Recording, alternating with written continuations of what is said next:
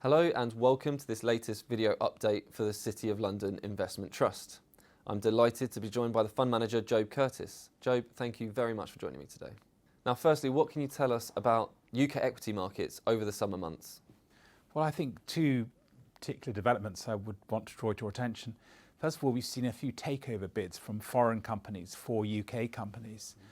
In particular, Green King was one which we hold in City of London's portfolio, held it for a long time. It's a brewery and pub company. It's most of the values in the ownership of its pubs, and it's been bought by Li Ka-shing's operation from Hong Kong. He's one of the richest, probably the richest businessman in Hong Kong, and got a particularly shrewd reputation. So the fact these foreign investors have been other examples, Cobham, a defence company, has been bid for by an American firm, and Merlin International by another overseas firm. So it maybe indicates value on offer in UK equities at the moment. And the other thing is just how low bond yields are. The government bond yield in the UK has fallen to record lows, around 0.6% at the moment, but has been lower than that.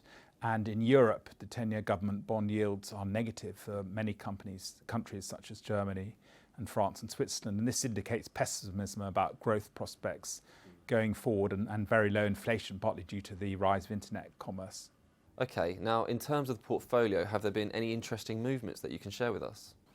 Well, yes, I think there is a lot of value in some of the UK domestic sectors selectively. And so we've added to some of our holdings in the house building sector, in particular Persimmon, we've added to, and Taylor Wimpey, which are on highly attractive dividend yields. And I think the prospects are good for nationwide house building. We've added a bit to the banks, particularly Barclays and Lloyds Banking, which look very cheap at the moment, partly depressed by Brexit concerns. But I think this could be an opportunity for long-term investors. So overall, the portfolio is predominantly in large international companies. We made a couple of new holdings, Senior, which is a medium-sized company, aircraft components, and also National Express, which has bus and coach operations in the UK and Spain and the US. And we sold out of Centrica, which is in a very difficult area of retail, gas and electricity. And also we sold out of Unibail Rodamco, which is Dutch listed and owns shopping malls, where there's a lot of pressure on rents and capital values.